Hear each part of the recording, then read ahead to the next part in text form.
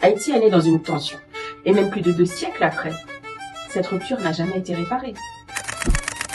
Entre les gangs, les drames, les rues, les violences, les cris. Et ça, c'est la vérité. Avant même d'essayer de comprendre Haïti, il faut remonter tout au début de l'histoire. Avant les conquêtes, avant les ruptures, avant les cicatrices. Notre terre avait un nom, Haïti.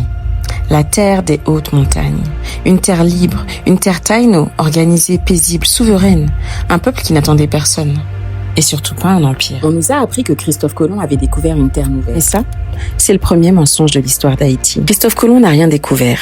C'est attiré par la richesse de l'île qu'il s'introduit sur une terre vivante, habitée, organisée, une terre qui se suffisait à elle-même. Et tout cela dans le but de l'offrir à l'Espagne. Et comme tous ceux qui veulent dominer, écraser, piétiner, il commence par effacer l'identité du peuple. Et il change le nom de l'île. Haïti devient alors Hispaniola. L'Espagne installe ensuite son pouvoir et elle renomme toute l'île Santo Domingo. Puis vient une autre arme destructive, forte et politico-stratégique, le métissage contrôlé, construit non pas pour unir, mais pour classer, séparer, hiérarchiser. Une société entière est alors pensée comme un dégradé de peau, où la couleur décidait de tout, du travail, de la liberté, du destin.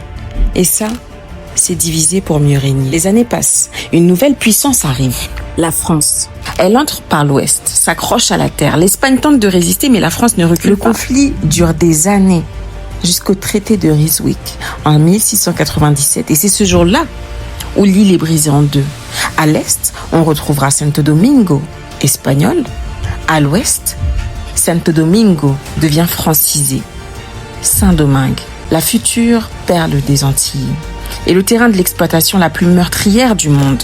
Cette fracture n'est pas qu'une frontière, c'est une rupture profonde, une nouvelle cicatrice. Saint-Domingue est donc la colonie la plus rentable, une usine à richesse pour l'Europe, bâtie sur le sang de millions d'Africains, arrachés à leurs terres, déportés, sacrifiés, remplacés sans fin sous un rythme qui tue plus qu'il n'enchaîne.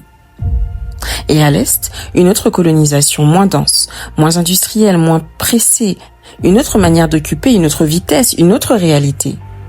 Voilà la différence entre les deux. Une différence qui traverse encore aujourd'hui les mémoires, les relations et les contrastes entre les deux côtés de l'île. C'est ça, premier déséquilibre, la cassure initiale. Haïti est né dans cette rupture.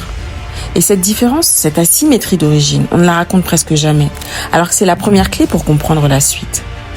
C'est une fracture fondatrice, un déséquilibre initial, une ligne qui traverse encore aujourd'hui les mémoires, les relations, les contrastes entre les deux côtés. Et cette rupture, même après plus de 2 siècles, n'a jamais vraiment été réparée.